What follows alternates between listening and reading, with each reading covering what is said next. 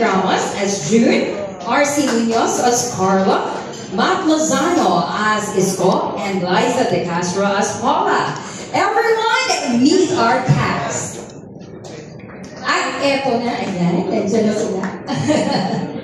For sure, maraming katanungan ang ating mga bisita ngayon. Pero, of course, ipapakita muna kami sa inyo bago tayo dumaan or dumating dun sa pinakahihintay natin ang moment, yung mga katanungan ninyo. But, hold your questions muna. Dahil nandito tayo sa pinaka-exciting part na ito. And we want to share this sa inyo pong lahat. Narito na po ang ating trailer ng Sinagtala. Ako po very much excited to see them. Kaya itong trailer na to, kaya wag na po natin patagalin pa. In 3, 2, 1. Ating mga kaibigan from the press, good evening and maraming salamat po sa time ninyo tonight. And sana tulungan niyo kami pagkalat ng gano'ng maganda itong ginawa namin proyekto. Talagang baby ni Direct Mike itong movie na to and we're very excited na kasama namin kayo lahat.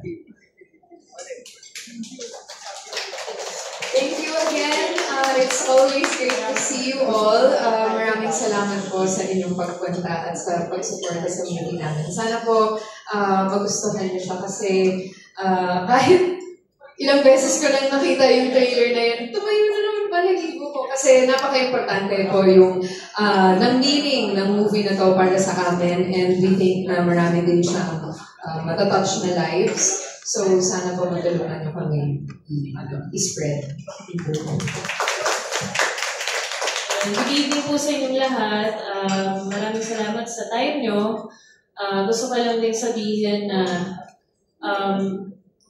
proud ako sa pelikula na to. Proud ako sa mga kasama ko dito. Kasi hindi po ito parang minent talaga ni Lord na mabuo kaming 5. Alam ni Ate Rosen kung ano yung pinagdaanan niya para mabuo kaming 5. Maraming na-consider for the roles. Pero siguro talagang si Lord yung nag-orchestrate na kami yung mabuo. Kasi ang hirap po ng mga schedule din namin. parang ang surreal pa rin isipin na kasama ko sila sa pelikula na to kasi hindi to normal na nangyayari. Na kaming 5 po ay magkasama-sama. Siguro ng mga bata pa kami, yan, sila Labor, kumaga parang si RC, matagal ko na siyang kakilala pero ngayon lang tayo nagkasama sa pelikula. Si Matt, katrabaho ko na rin pero sa pelikula. So, sobrang proud po ako dito sa pelikula na to. And I'm also proud kay Direct Mike Sandejas kasi napaka-personal po ng kwento na to sa kanya. Kung matatanong niyo po siya, matagal niya na po itong naisulat. Pero ngayon, may ibang meaning na ang pelikulang ito. At sana po yung meaning na yun ay mangusap din po sa inyo pag napanood mo.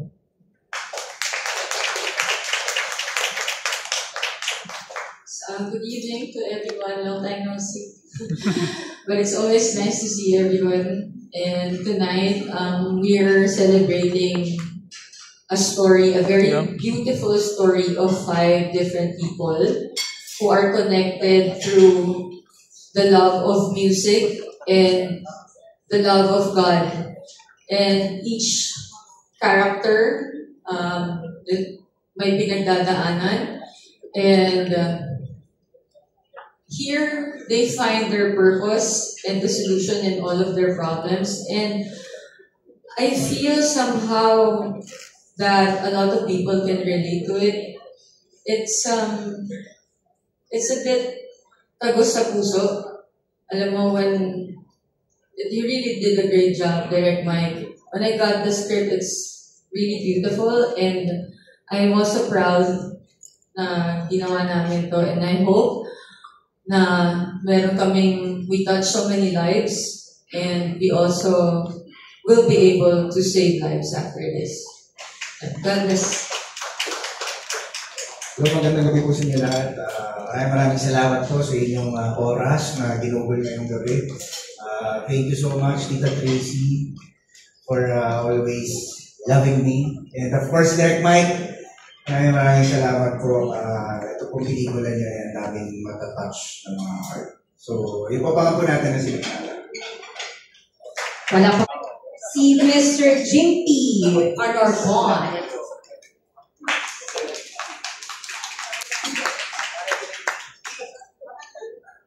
Hello po, good evening and congratulations. Okay, i-cater na natin ng mga fans ng Rastro Rebels. Unahin na natin, Rian and Liza. Kasi syempre, reunited na kayo, taga-tinatay ng fans nila. So, what was your first reaction na nalaman niya that you will be working again together? Even if, I'm sure very different about the TRM. At least yung fact kasi nakakasama kayo. Actually, before sinagtala, magkasama na kami ni Rian sa Sunday. So, nung nalaman namin, parang ang saya lang kasi nagkakakwentuhan kami about the film. Tapos, hindi ito yung inaasahan nilang pelikula. Hindi pa ito. So, alam ko, aware naman din sila na may gagawin pa kami isa pang pelikula. Pero parang, pa-bonus din to sa kanila, di ba? That they'll see us in a different, parang story, in different roles. And masaya kasi magkabanda kami, di ba? Parang si Rian din is musically inclined. Hindi alam ng tao na nagda-drums talaga siya. So magugulat kayo sa kanya dito. Talagang palong-palong. Kaya ano po, magaling siyang kumano dito. Rian.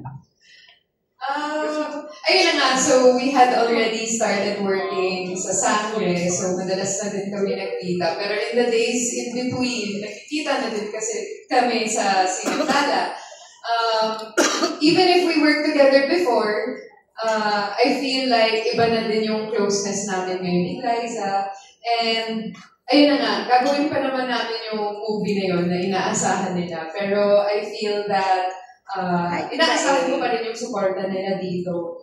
Dahil yung mga times naman after pa ng TRMD na kahit may sariling projects si Liza, sinusuportahan nila. Tapos may sarili din akong project. Kahit hindi kami magkasama, sinusuportahan pa rin nila. So, we're looking forward to hopefully seeing them in the premiere night and in the cinemas after that. Ayun, so sana they can just support us through this whole process. Marami pa kaming surprises for them this year. Kasi yung TRM, it was 10 years ago, no? So, ang dami nang nagbago. So, ngayon, since ngayon kayo nag-reunite, paano nag-change yung dynamics as friends, as colleagues? Kasi sabi ko nga, mas naging close kayo. Ngayon, paano naging Tumita na kami. Iba yung mga pinag-uusapan namin, mga kandila, gano'n, cookies. Gano'n na nga kami mag-isip. Yung mga pampahappy na, gano'n. Kasi before, parang ano ba, mas focus tayo sa ano talaga sa work eh. So, focus pa rin naman tayo ngayon, pero parang mas personal na rin yung mga pinag-uusapan namin, like life. Diba kasi, 10 years ago na rin yun, different yung age namin. Ako parang I was like 28, ngayon 37 na ako. So parang talagang nag-iba na yung dynamics. Yung priorities namin nag-iba na. And ang saya lang din makausap sa ibang subject. Like, hindi lang about work, but about life. Ako personally, I feel like medyo through time nabawasan yung pressure for us. Para bang, before kasi, I felt like no matter what yung pinag-uusapan namin or no matter what yung magiging interest namin or kung ano man yung ginagawa namin, laging nadadala pa rin yung usapan dun sa tungkol pa rin siya sa TRMD. Which syempre, dahil mga artist kami at gusto namin mag-grow at mas marami pa kami gustong i-explore ng mga roles. Ayun nga, parang nakaka-pressure siya to make it about that. Pero now, because we're older, we're more mature, we're more secure with ourselves, I don't think we feel the pressure as much. And we're free to really open up na to each other. And that's why I said kanina na iba na yung closeness namin ngayon, iba na yung friendship namin ngayon. Which I think will also translate to better chemistry also in the future. Thank you so much and congratulations. Thank you, JP Anorcon. from Rewind Channel. And next naman na magtatanong, Chad Solis. Hello, good evening. So, ang first question ko is, since yung movie parang about chasing your dreams, kayo ba as an artist, paano kayo nakarelate dun sa story ng movie?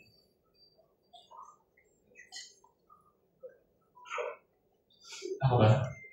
Pag ganun eh. Hindi ba pag ganun? Hindi, well, sobrang ako nakarelate kasi, I mean, hanggang ngayon naman, I'm constantly chasing my dreams eh. As for Reggie, ganun din siya. Kaya nga siya sumali sa banda and sa banda ng Sinagtala. Kasi dun siya magaling. Dun siya komportable pag kasama niya yung mga kabanda niya na parang pamilya na niya. Pero sa kanya kasi outside ng entablado, pag wala na siya dun sa bandstand or hindi na sila tumututol,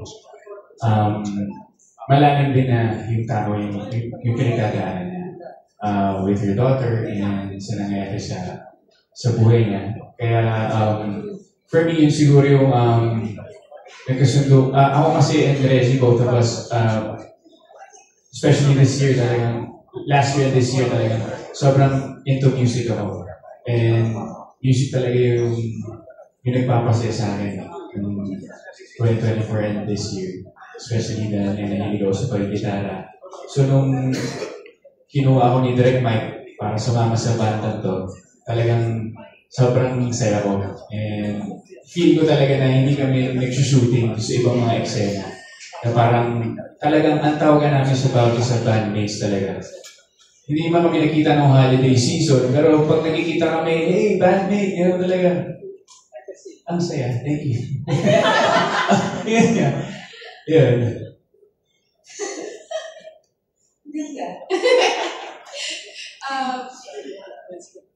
Siguro, makaka-relate lahat ng mga artists na they found their work dun sa art nila. Nagsimula passion, tapos pag naging negosyo mo na siya, parang nagbabago siya eh. Something that you grew up dreaming about becomes more about the money, more about the fame. Iba na yung iniisip mo kung ano yung success.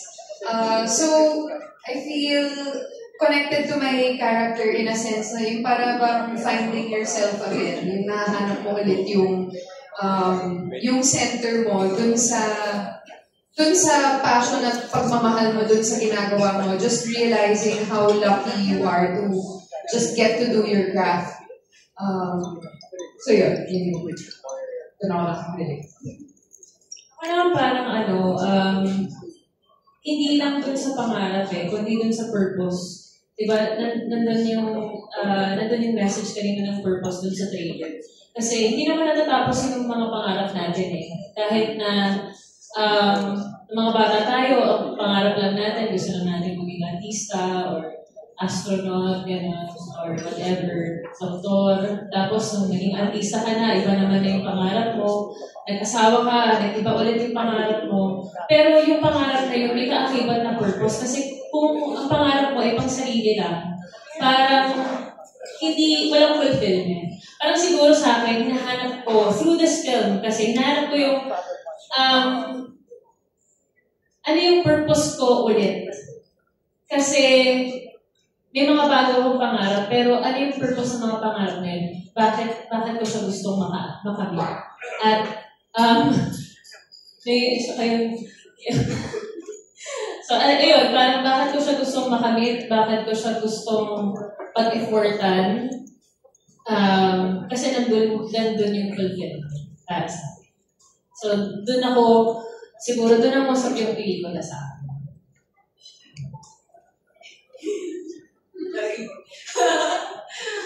Ako dreamer talaga ako kasi may hindi ako matulog. Hindi, pero sa pelikula sa character nakaka-relate ako kasi may banda talaga ako sa totoong buhay and we've been together for 17 years. So since 2008, bago pa ako mag-artista, ayun. Pero sobrang ganda ng sinabi mo. Napaisip ako parang, oo nga no, kasi everyday, kahit sa anong challenges na pagdaanan mo sa buhay, lagi mo na itatanong, bakit ko ito pinagdadaanan? Diba? Parang dapat madali lang, hindi talaga madali matupad ang pangarap. Diba? Pero tama, may purpose talaga lahat ng, mayroong reason talaga si Lord sa lahat ng nangyayari sa buhay natin. At baka mamaya, yung pinagdaanan mo, yung paghihirap mo, nalampasan mo, yun pala ang purpose mo. Meron ka makikilalang tao na mas mabigat yung pinagdadaanan. Tapos, ikaw pala yung magiging susi para, alam mo yun, ma-inspire siya, maging okay siya. So, napakaganda ng message ng pelikulang to. So, yun, abangan nyo na lang. Thank you. Hello, ako sobrang nakarelate din ako dito dahil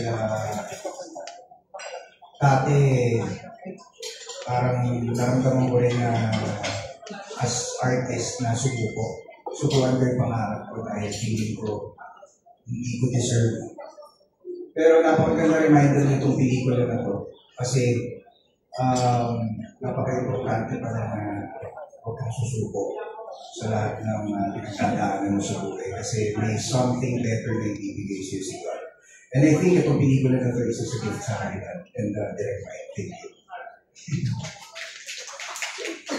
So follow up natin, since na-mention kanina, parang may mga struggles at the same time, parang na-achieve nyo siya. In your personal life, for example, paano ba yung nag-bounce back sa mga challenges nyo as an artist? At ngayon, nasa kayo stage in terms of achieving yung inyong sinagta.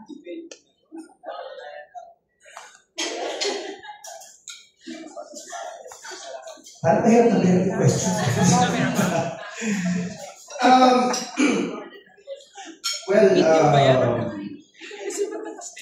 Ako kasi kumapit lang talaga ako kay Lord. Kumbaga, hindi ko kakamtan siguro yung mga nakakamtan ko ngayon kung hindi dahil sa belief ko sa Panginoon. Hindi iba yung pagkatao ko kung wala siya. So, malaking factor sa akin yung pag-pray. Kaya patuloy pa rin ako lumalaban sa buhay. Yes, habang buhay may pag-asa. You just, alam mo, hindi mo matatapos ang challenges natin sa buhay. Habang buhay tayo, meron tayong mga pagdadaanan sa buhay. But we just have to accept and learn from it. So, it's just a constant reminder to yourself na kaya mo, you're strong, you're unique, you're beautiful. Kailangan remind mo palagi yung sarili mo. And always, God is by your side. Wala kang hindi kakayanin as long as God is beside you. So, yun na talagang pinakita ko din. At my strong faith in my family. So, yun, just have to remind yourself na it's gotta be strong. Amen. Siyempre, bukod dun sa prayers, isa sa mga talagang masasabi kong nagsalba sa atin sa kalungkutan ay musika. Yun yung bakit naman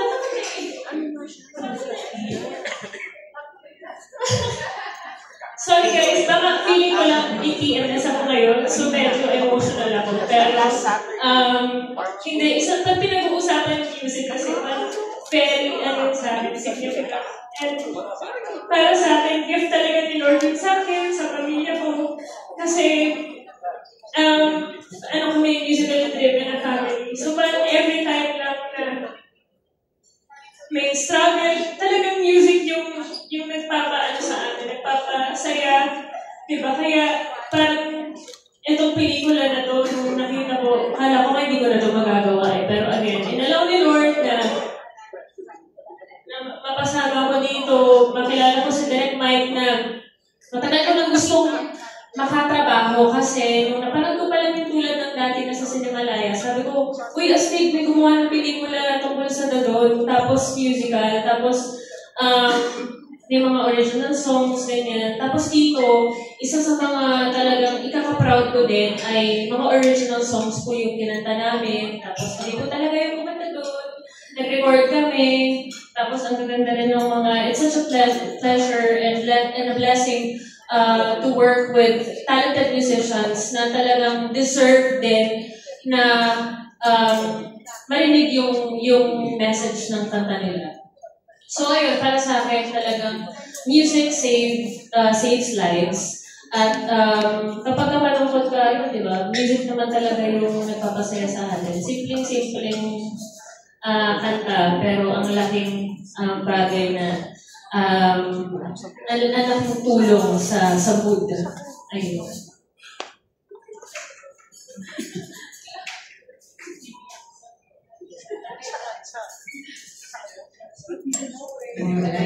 Bigat naman ang mga question and answer natin. Oo. Parang masyadong mabigat rin yan. Kaya pa ba? Naramdaman ko yung tension ng RC. Nabulol yung jury niya. Naiyak si Liza. That's only the first 10 minutes. Tapos yung boys natin tumatawa na, di ba? So mamaya sila yung makakabahin natin. So let's shake it off muna. Okay? So ito, paparapol muna ulit kami. Dahil masyadong mabigat. Hindi nakasagot ko na ba? Tama ba? Or may add-on ka? Sorry. Ayan. Baka meron ko ba kayo additional dun sa mga na-mention ng mga kasamahan mo? Oo. Hindi. Sorry, nakatiyata. Sorry. Siguro kasi I've gone through my fair share naman din of dark times. May iba't ibang era na ako sa buhay. So, para din sa mga taong may pinagdadaanan, I guess yung nakasave sa akin is yung may tiwala ako that there's someone bigger than me. There's something bigger than me. May mas malaking purpose kumpara dun sa mga gusto kong mangyari. At saka medyo yun din yung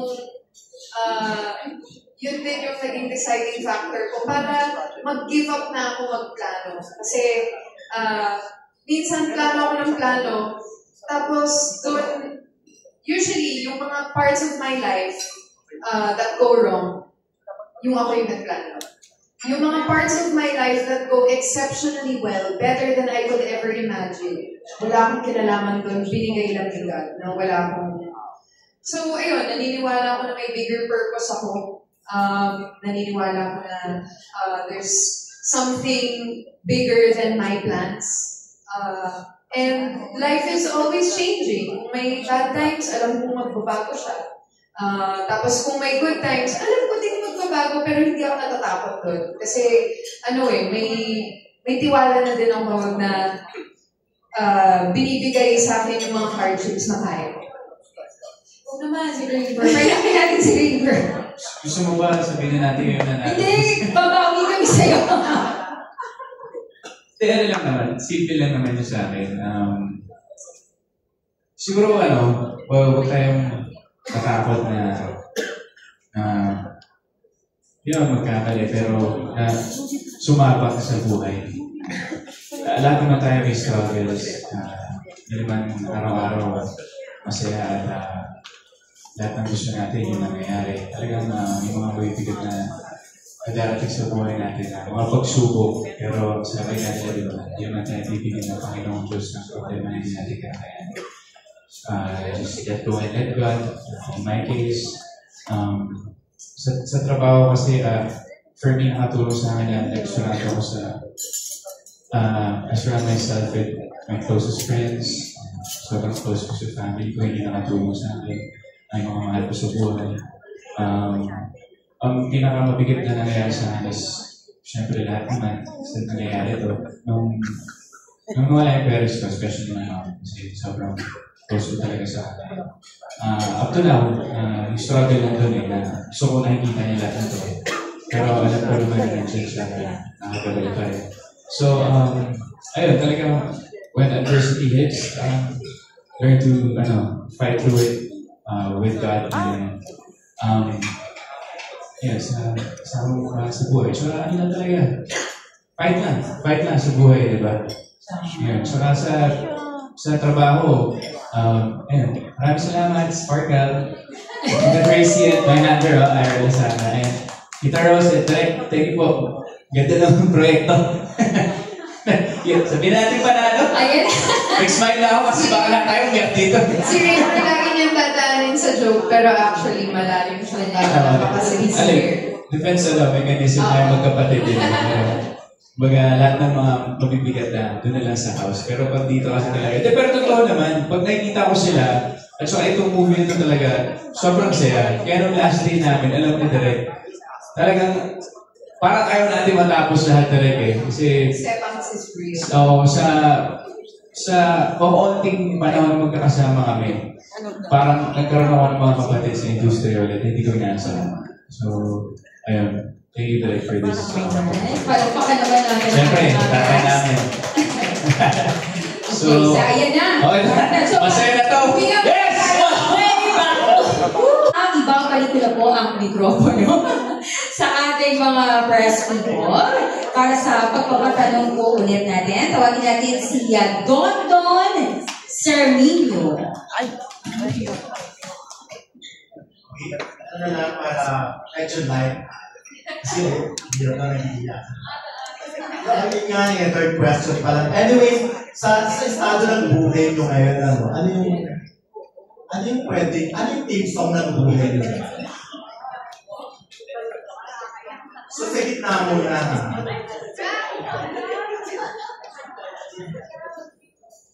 Currently, wala maisip.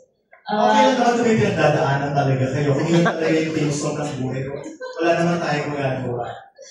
Siyempre lahat naman tayo may pinagdadaanan. Pero siguro to na lang, dahil nasa mga pinagdadaanan natin at nasabi ko kanina na music saves lives, isa sa mga parang songs na talagang kapag tinutugtog ko, na-feel, parang na-alleviate yung mga mabibigat kong nararamdaman. Oceans by Hillsong. Oceans. Baka may naman ako. Anong particular na lines ko yung... Sige. Spirits that we were not justice without borders. Let me walk upon the waters wherever you will take me. Take me deeper than my feet could ever wander. And my faith will be made stronger by the presence of my Savior.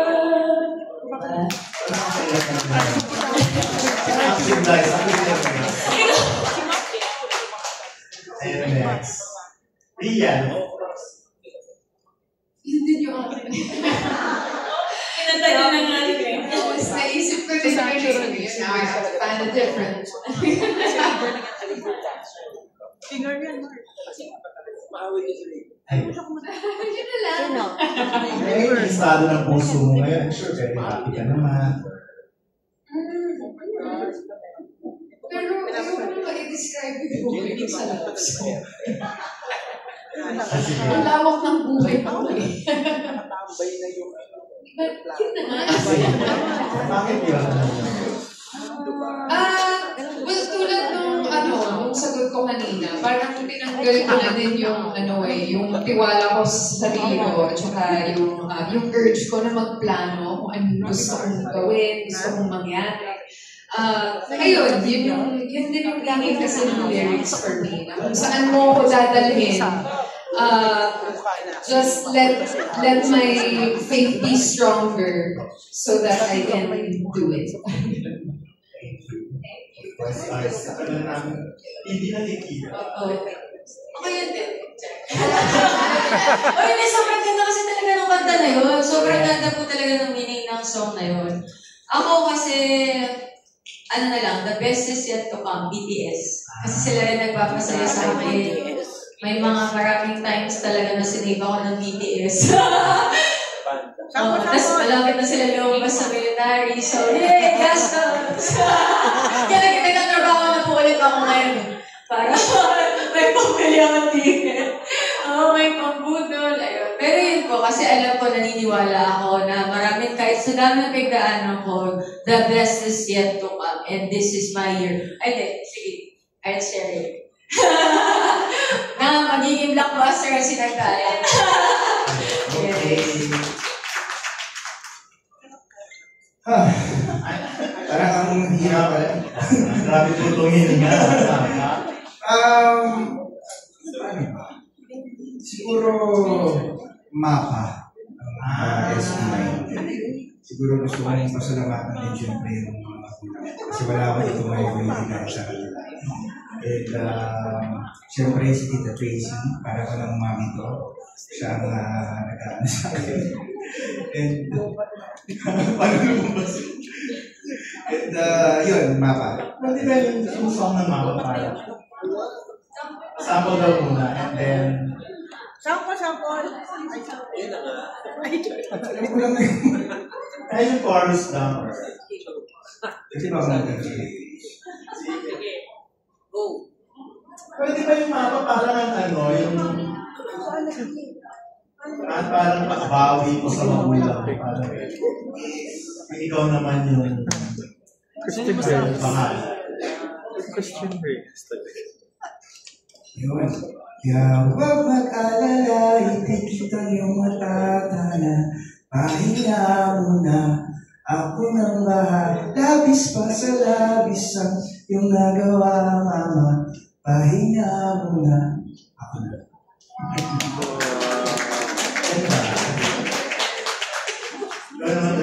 Ako, itong song na to, talagang, especially ngayon sa playlist ko to yung mga ilang weeks na, napakaganda nung kanta. Sobrang ganda. Kasi pag lumabas ko, tingin ko ito na talaga yun. Laho kay Sinagtano.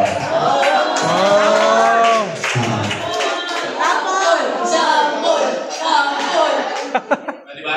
5, 6, 7, 8. Magsikat ng araw hanggang sa gabi, isang panaginip, ika'y katabi. Huwag sanang gumising hanggat di ka nagsasabi kung nasan ka na.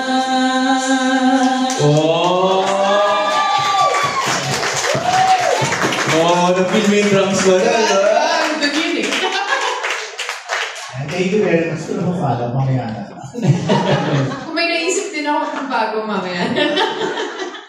Thank you, Don Serminio, and again sa ating mga guests. Ngayon naman, gusto ko naman ilaan kay Direct Mike yung ating floor. May katanungan kami, Direct Mike, dito inuusunan po ako itanong. Tungkol po sa casting ninyo, kasi kanina na-mention ni Liza na parang ang hirap ng scheduling. And paano nyo ba sila nabuo? Iiyak din daw po. Ayan na po, yung konsepto na, ito si Lian, perfect siya sa character ni June. So, can you tell us more about it? This story, I was developing this before the pandemic. I was supposed to do this with another company. Hindi lang natuloy, tapos tumama yung pandemic. I was developing this with Rian. So we and I were working on this project already before the pandemic.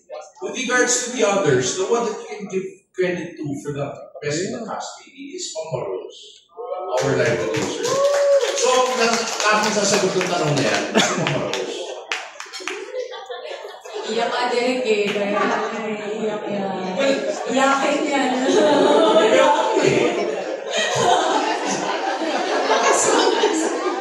Not tonight. Tingnan nga natin. Pero siguro, the way I understand the story of how I got to know them. Kasi nung we had a little party looking for sparkle talents, that musical talent. So, dinala Trace na daming singers. And I was saying, I need somebody who can play the guitar. So, nangyari, nag-CR ako. Ako na doon ako CR, hindi na rin yung kumakanta sa studio. Paglabas ko, si Matt Lozano. Sabi ko, uuwi na, inanalo na. So, Matt was actually, I wasn't sure if Rian was going to be on board. So, technically, Matt was the first one casted. Then, Glyza, we found out about Glyza, Glyza said yes. Actually, she said no first. Then she said yes. Then we were shooting her scenes. Yeah, we were shooting the scenes without knowing who will be playing June, Carla, and Reggie. Wala pa, di ba? Nag-shoot na tayo. Si Carla lang, alam na namin pa rin si RC, you know. Tapos, alam na kay RC, punta ako ng corners doon. Sabi sa akin, Mama Rose, i-pitch mo kay RC. Di pagdating doon, di siyempre pitch ko doon. Kailangan mo, kung busy ko si RC muna, so kakabit ang role na to. Nung natapos yung pitch ko, lahat na ginawa ko, sabi ni RC, okay na direct, tinagapon na to. Eh, noong pala eh. Pitch ko ako. Then I found out Rian was on board, and I was so happy because originally this was us. So then I met River on the set already, because si Mama was ngayon, nakapagkasa kami. We hit it off really well. And these kids, they're my Avengers. This is how it feels to make the Avengers. So wonderful cast, and maybe taga-bulok na sa akin. So, but honestly, some of you know me from the indie scene. This is my first mainstream film. This is my first media ko. Wala akong sa indie, so medyo kinakaban ako. And having worked with this wonderful cast, I feel very close to them. I hope that I will be this close. I told them, 20 years from now, let's do a reunion. Because this was such a special film. It's kind of like the sound of music that every so often we see each other, remember what we did. And of course, I don't know if it's a spoiler, I'm already planning part 2. Pero it all depends if we actually do really well. Kailangan namin ng pera going to part 2. So please help us promote this so that it'll be a blockbuster. So, and then, palay mo kung blockbuster siya, the part 3, the part 4. So, because, we love the band, we love the characters. I will never run out of stories to tell with these characters. And hopefully, we'll be given a chance to do more. That's beyond the question of anyway. Yeah. Anyway, I'm giving this back to you. Who doesn't come back to me? Thank you so much, Derek Mike. Maganda yung narinig namin kahit na beyond dun sa sagot o sa tanong na binigay ko. So, eto na. Maraming salamat once again, Derek Mike. At sana nga matuloy yung 2-3. At sa help po ng ating mga press people and lahat na nandito, nasa inyo po yung mga kamay. Next na mag-question. Tawagin po natin si Nas Tabares. Nas? First question, bakit sinagtala and in my understanding, sinagtala rin yung production? Well, okay,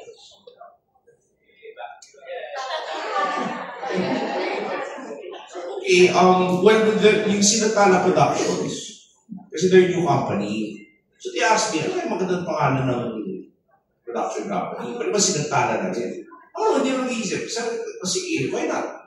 Kasi they realize Sinagtala Productions presents Sinagtala. But then, nandun eh. But it's a good name of a production company anyway. So, eventually, Sinagtala Productions presents something else, So, now, why Sinagtala? It's a term, the story, it's a term of endearment, one of the members to another member. You'll find that out when you watch the film. Now, what person why did I call it Sinagtala? I like light references. I don't know if you're familiar with my earlier work. I did the film about the Dawn. So the Dawn, tapos Sinagtala. Ang ganun mo. Ganun lang kasimple po yun. But in the story, it's a term of endearment used by one member towards another. And you'll find that out. It's a very significant piece of information in the movie. Yun po yung sagot.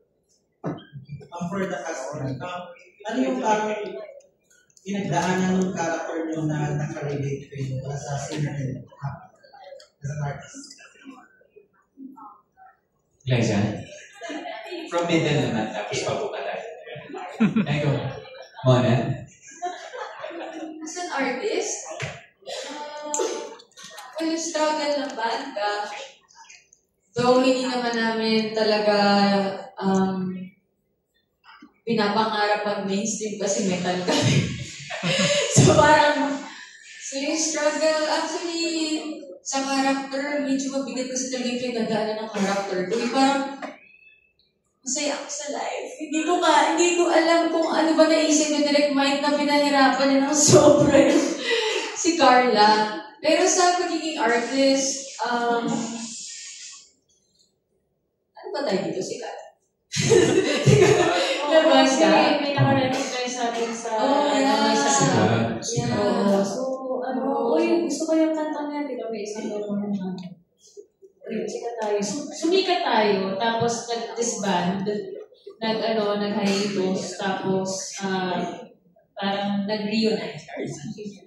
Ano yun? Yung dahan-dahan na pagsikat. Ikaw na. Okay na, sabi ko na yung gusto ko sabihin eh. Sinabi ko na. Hindi ako nakarelate, hindi ba? Pinagdaanan ng character natin na nakarelate. Oo, ang hirap kasi. Okay na, ako, yun lang. Pero, sa character din, mabigat talaga. So yun, ikaw nag-like. Ako siguro, nakarelate ako. Yung message talaga, actually hindi lang dun sa character ko, yung message ng buong pelikula eh. Kasi, yung sinasabi din ng character ko, actually nangungusap din sa akin. So parang sinasalamin ng character ko sa pelikula yung mensahe na gusto kong mapakinggan o pinagpe-pray ko. At ito yung sagot sa mga tanong ko at sa mga prayers ko. Kasi katulad nga ng sinabi ni Direk, hindi na ako dito eh. Kasi hindi ko rin naman alam kung kaya kong mag-commit. Di ba? Alam ni Miss Tracy yan. Thank you, Miss Tracy, for fighting and for your patience. Kasi ang hirap din po talaga ng sketch kasi we're doing Sangre. And kaya po red din yung hair ko doon sa pelikula na hindi ko rin alam, papasok pa. Kasi naalala ko lang, so dahil na ginawa ko yung DY, blonde po yung hair ko doon kasi ginagawa ko yung Contessa. So hindi ko alam kung kaya ko pang pagdaanan ulit yung face na yun na pag-araw-araw. Pero inano ni Lord parang inayos na yung schedule ko na hindi naman din ako super busy nung time. So parang may mga times na akala ko yung mangyayari sa hinaharap, masa-stress ka ng todo kasi ang daming binibigay sa'yo. Pero parang sinasabi ni Lord, chill ka lang. Ako bahala. Diba? Gagawin natin yan ng paraan. So, last minute, nag-message ako kay Ate Rose. Ate Rose, parang nakita ko dun sa sketch na meron pala, pwede pala. Baka naman pwede pa. Tapos di sumagot sa akin, 3 araw. Sabi ko, wala. Kasi parang nang binangusap talaga sa akin na, gawin mo yan. Na parang, maganda yan. So, hinabol ko si Ate Rose. Tapos, sabi ko, yung 3 araw na yun, medyo excruciating siya. Kasi, parang, di ba, walang sagot, 3 araw. Tapos, tinatry ko na minimize ko yung sarili ko na kung hindi siya bumalik sa akin, hindi para sa akin yung pelikula. So, ikaw, no kayo. Diba? Pero nung, yun nga, nung sumagot finally, naayos na doon. Sabi ko, ayun na, si Lord, gumawa na. So, ayun siguro, parang, yung tanong, sana nasagot ko naman. Galing mo nga sumagot eh.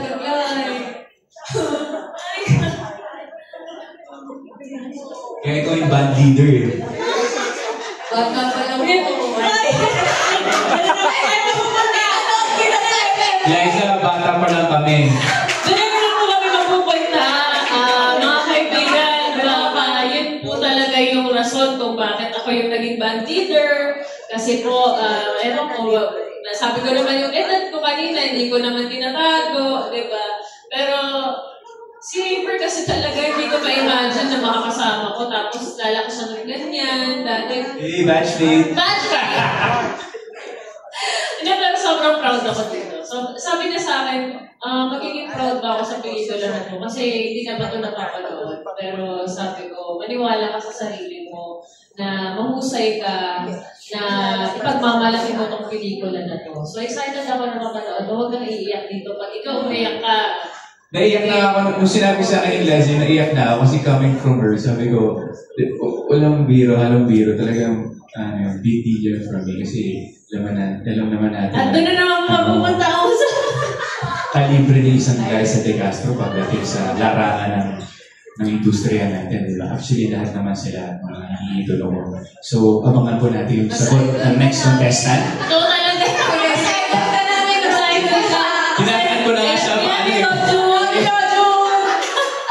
Ay, mali! Di ba? Magkapatid nga kami.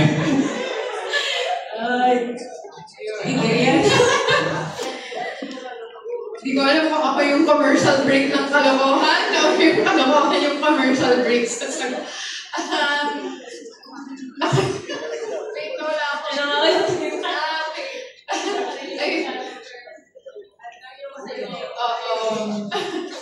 Ayun, sa tingin ko kasi, lahat ng mga, ayun nga, pag artist ka, tapos ginawa mong negosyo, yung art mo, nagkakaroon ka ng love-hate relationship dun sa ginagawa mo. Tapos nagkakaroon ng maraming phases, minsan inspired ka, minsan hate mo yung ginagawa mo. So, ayun, yun yung nabanggit ko kanina about finding yourself again in what you're doing, na para bang why you started doing it in the first place, what you loved about it in the first place. That's something very familiar to me. I've found that and lost that again and again. And I'm always ready to find it again. And another thing, yung character ko kasi, yung pinagdadaanan niya in her personal life naman, is parang she's struggling with the reality na adopted siya. And parang bang it gives her ang tawag doon, parang personality, yung tawag dito, yung hindi mo kilala yung sarili mo, nabibigyan siya ng identity crisis noon. Parang, para sa kanya, mas makikilala niya yung sarili niya or kung sino ba talaga siya. Dun sa, kung nakilala niya yung biological father niya. So, para sa akin, feeling ko din, nagkaroon na ako ng medyo identity crisis siguro dahil bago kung pumasok ako sa showbiz, so parang may konsepto ako kung ano yung gusto makita sa akin ng tao, tapos yun yung gagawin ko sa personality ko, pero yun pala, may sarili akong personality na hindi mo madilikta. Alam mo yun, na natutunan ko na lang din pakinggan later on. So, ayun, parang si June, hinahanap niya dun sa ibang tao kung sino ba talaga siya, pero that's something that has to come from you. Okay, ito naman. Dali lang. Akala ko tatawa si Chris. Hindi, ito na. Siguro sa akin, mas more on baliktad. Na parang, kung si RC kasi ang tagal mo nang nasa banda, ako sa buhay ko, simula na napamahal ako sa musika, na nag-lessons na ako mag-instrumento, yun yung pangarap ko maging, na magawa. So siguro, more on ako na, kung ano yung pinagdaanan ni Reggie, yun yung gusto kong maranasan. And sobrang blessed ko to be Reggie sa pelikula na ito kasi napamahal sa akin yung buhay niya, napagdaanan ko from pagiging isang member ng isang banda, yung ride ng isang rockstar, na parang rockstars yun. Painted yun. Ay, kung sinasabi mo. Yeah, rock on. Sinasabi. Sige. Hindi naman tinapos.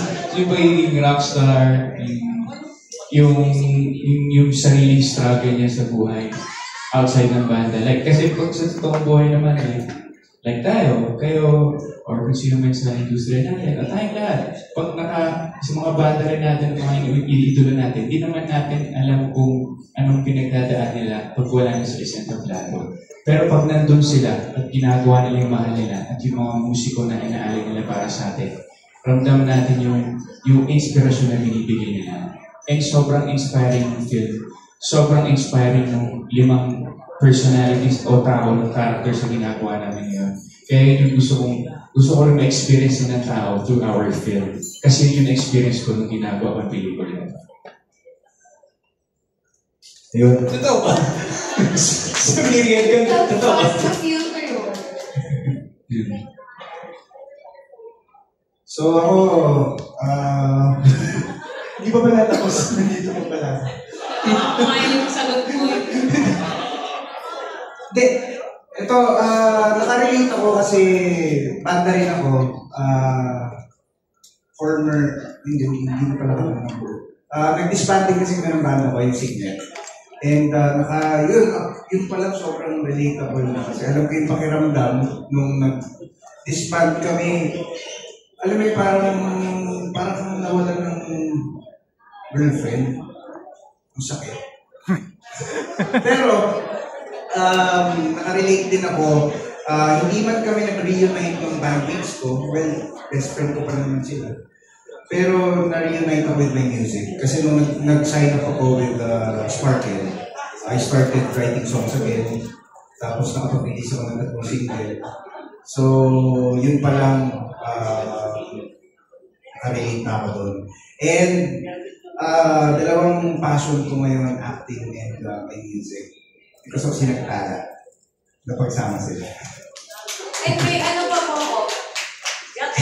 Hindi kasi naisip ko lang ano. Hindi kasi sa banda, sa tagal ko silang kaibigan, nakarelate din ako na konti na po kasi yung friends ko talaga, bilib ko kasi ako. So yung mga kabanda ko, sila yung nag-stick talaga sa akin hanggang ngayon.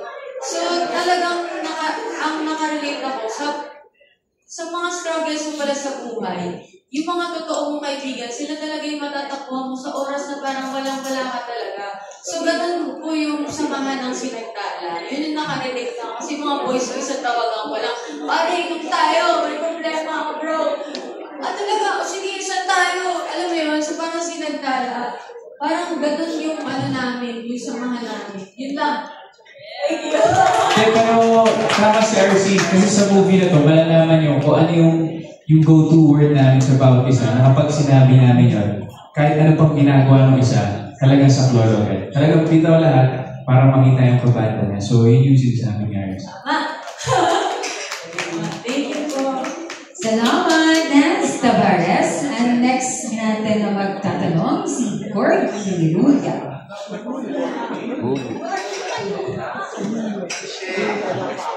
PWD siya ngayon. PWD ako ngayon. And then, kahit sino pwedeng sumagot, dito baka meron pinagtag si Direct Mike. Ano sa tingin niyo ang laban nito sa box office? It's a musical film.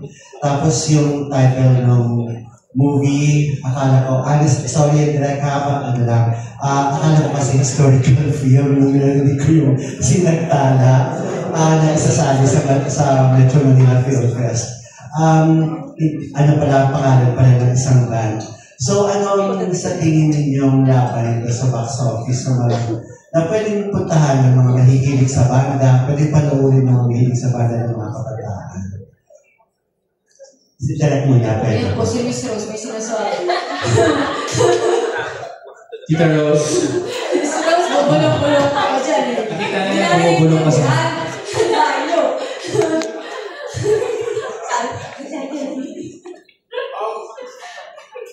Siguro, with the elements that we have, una-una, an all-star cast. These kids are really popular. Number two, hindi siya musical na ano yung parang Broadway musical. So they're a band, they play music, but it's a drama. It talks about life, and then it's something very relatable. But as far as commercial elements are concerned, I mean, you have these 5. Sa Instagram followers pa lang ng mga to, ilang million na yan. Pangalawa, yung music po namin, I dare say, we have one of the best musical soundtracks in Philippine cinema history. I dare say that. The music is excellent. And next, I think the story itself is something that everybody can relate to, and it's very relevant. And there are a lot of twists and turns in the film as well that people hopefully will talk about. And as long as we get some, enough people to go in the first day, I think word of mouth nakalat na yun. Oo. I think we have all the elements of a good film. And this is it's my first mainstream, it's my most commercial film. And I kind of decided really to be very commercial for a general audience. So I'm hopeful. And like I said, what's the biggest draw? My all-star cast and the great musical soundtrack. And what the story, of course, would be is it's very unique. It's so hard kasi parang ayaw magkwento. Pag mapanood nyo na lang kasi makikita nyo ba. Ayun, it's good to see you, Corby. Yes, Direk. Sana nga kung hindi nakapasok yung isang himala, baka ito sa rin nakapasok. Sa Film Fest. Well, it's musical. Pero magkaiba yun ha. Yung himala kasi full musical. Ito hindi. Okay. Ito, banda siya. Hindi, if you remember my film Tulad ng Dati. Tulad ng Dati was not a musical. It was about a band. So they played music. Same goes here. They played music. But they don't suddenly break out into song like himala. Hindi po ganun. At saka, mas maganda yung natin. Sige. May dadagdag kaya? Apo. Feeling ko lang, feeling ko kasi nabanggit mo yung Film Fest or may mga iba kong nababanggit na films. Ako, feeling ko, yung nararamdaman ko sa movie na to is it's divinely timed. Na yung timing is something na makakatulong din sa movie that will help us get more views. Kasi I believe April 2, kakatapos lang yata ng Holy Week nun? Or papunta pa lang sa Holy Week. But I think kasi this is the time of year where we as Filipinos, since it's a Catholic Christian country, we're all looking for our connection. We want to feel more connected spiritually. We go through extra lengths. We go to church. We pray with our family. We fast. So I just feel like there's a reason kung bakit ito yung nakuha naming playdate. Because I think we have something that people will be looking for and that people need to hear.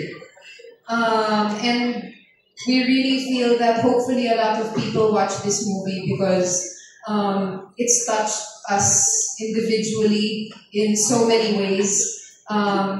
And even the process of making the movie or writing it or filming it has already saved lives.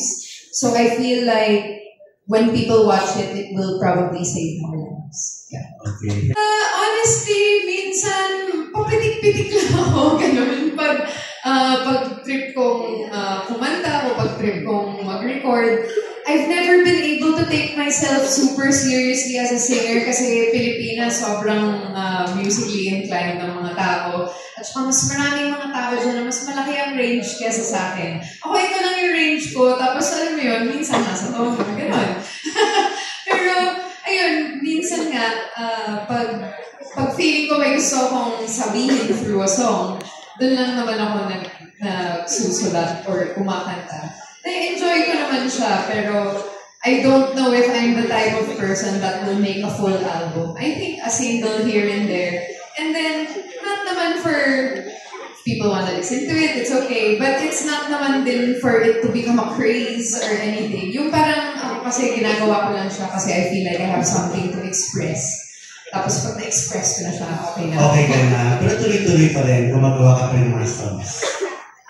I haven't written a new song lately, but I'm planning to record just a version of a song that means a lot to me because it's Women's Month. So before the month is over, I want to sing it and release it. Just for fun. Ano yun? May konting sample. Original ba yun na ginawa? Ay, hindi ako nagawa nito. Cover. It's just a song that I love. Na may meaning lang sa for me. Anong song? Bakit yun? Kasi women's song. Ayun lang. When I play it in the car, I feel empowered. So, kaya ako siya gusto i-share. Kahit malamang mas magaling naman yung original singer.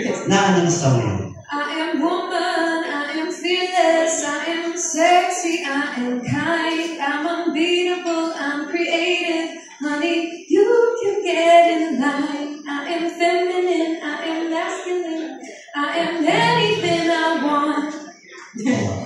Ikaw na. Thank you. Hello! Ay, teka lang po. Hindi, pero hindi ko rin alam eh. Pero pagdating talaga sa mga na-witness to ni Direct Mike, kung nag-shooting pa lang po kami ng pelikula, nag-iiyakan na po kami. Hindi ko alam talaga po kung anong meron sa pelikula na to at bakit ako emosyonal. Pero, ayun nga, dahil siguro maraming mga elements ng movie na to na talagang nakaka-relate ako. Kasi katulad din yan, yung music din talaga is outlet din po siya sa akin. Kumbaga, sobrang grateful ako na sa industriya na to, nakakagawa ako ng kanta, nasi-share ko din sa mga followers ko, pero hindi rin po talaga ako yung tipo ng tao na bumibirit eh. Ang dami ko rin insecurities pagdating sa boses ko, sa kaya kong gawin as a singer. Pero dahil nga mahilig kami sa pamilyang kumanta at bata pa lang ako, ay na-train na akong kumanta, parang feeling ko lang dumating na rin ako sa age na niyakap ko rin yung boses ko. And again, through this film, parang nagkaroon ako ng bagong purpose sa life as a band leader. Wow! Pero wala pa. Hindi pa kayo ready ni Ready na kami. Gusto mo okay na kayo magka-baby kayo. Opo. Pinag-pray lang namin kung kailan.